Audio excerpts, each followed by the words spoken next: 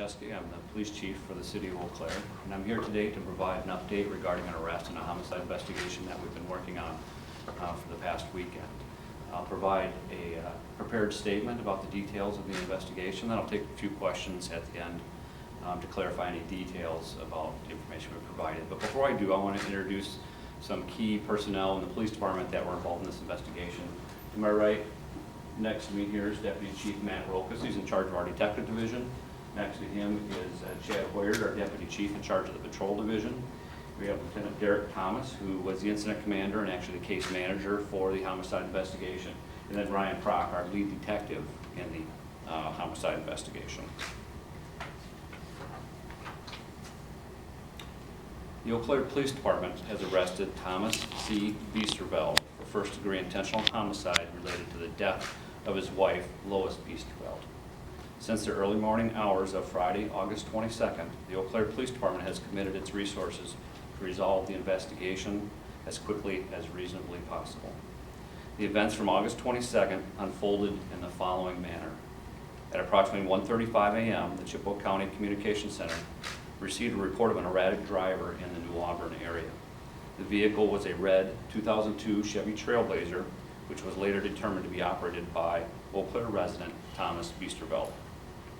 A short time later, a Bloomer police officer observed Thomas Biesterveld driving through the city of Bloomer and attempted to conduct a traffic stop. Thomas Biesterveld refused to stop. As the Bloomer police officer pulled up next to the vehicle, Thomas Biesterveld pointed a 12-gauge shotgun out the window at the officer. The officer backed away from Thomas Biesterveld, who then drove away at a high rate of speed.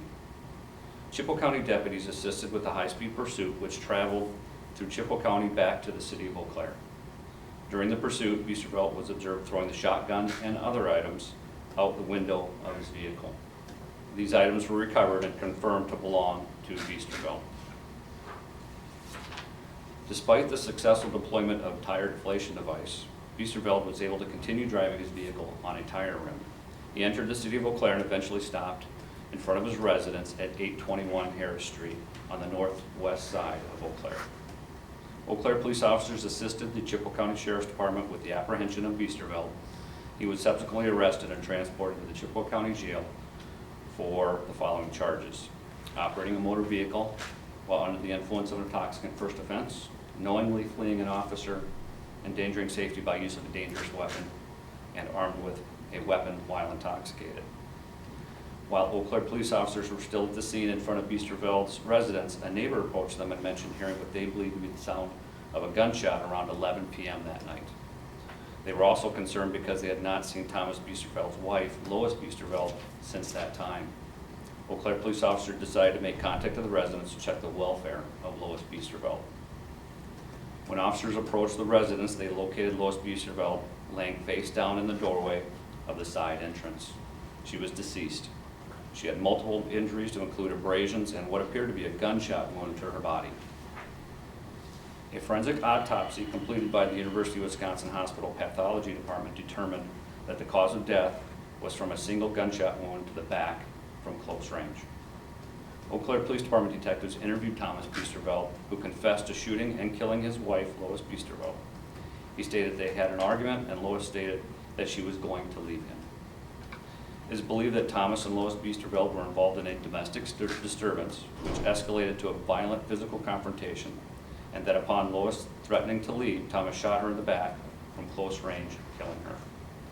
He then left the residence in his vehicle and was driving around until confronted by the Bloomer police officer. On behalf of the Eau Claire Police Department, I want to express sincere condolences to the family and friends of the Lois R. Biesterveld family. Domestic violence is a serious issue that presents unique issues and challenges in many communities. It should never be tolerated as part of any relationship. There can be tragic outcomes, as has happened in this instance. I would like to thank the following people and organizations who assisted in the homicide investigation: the neighborhood residents of Lois Biesterveld, the Eau Claire County Medical Examiner's Office, the University of Wisconsin Hospital Pathology Department, the Eau Claire County District Attorney's Office, the Bloomer Police Department, Chippewa County Sheriff's Department, and the men and women of the Eau Claire Police Department.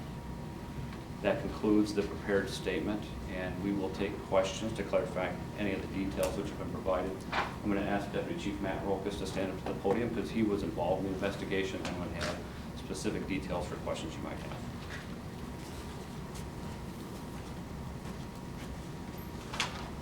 Okay, any questions?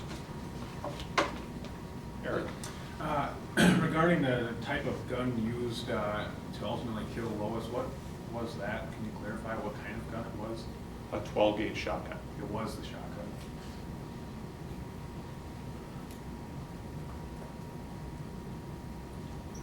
Deputy Chief, That's right. why was the suspect in Chippewa County?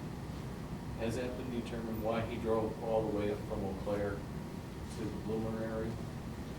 Based on statements made by Thomas Biesterveld, it was believed that after the homicide occurred, he drove up into that area and was just kind of driving around until confronted or approached by the Bloomer police officer.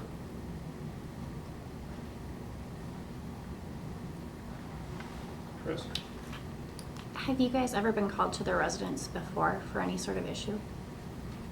The Eau Claire Police Department had one confirmed previous contact with the Biesterveld family. Any details regarding that contact at all? At this point, I can't release any of that information as part of the investigation and don't want to compromise the integrity.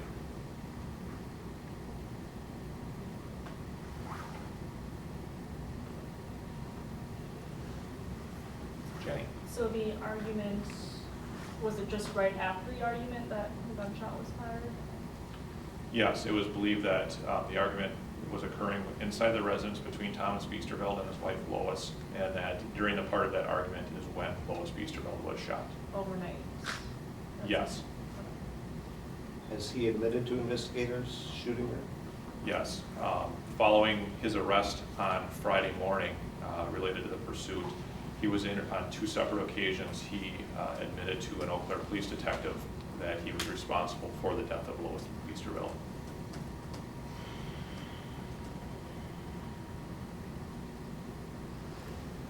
Yes, Chris? Did the medical examiner give you guys an idea? Was cause of death instant? It is After likely, she was shot? by the nature of the gunshot wound, her death would have occurred in very close time proximity to the gunshot wound.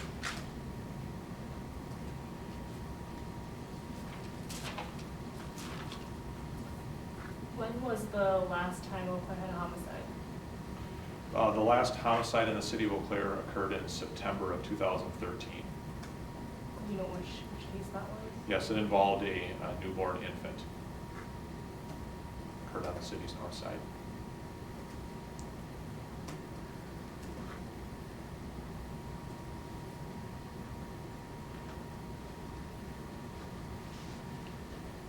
Any other follow-up questions? In looking on CCAP, there was not really any history of any kind to speak of for Thomas. I mean, is that, what can you say about that? It seems unusual that somebody would have lived for so long without any kind of confrontation or issues with anything regarding the court system at all. That is an important aspect of the investigation. Right now, our investigators are continuing to do follow-up interviews with friends, family, and acquaintances of the Biesterveld family to determine the basis or the context and what led to this tragic event.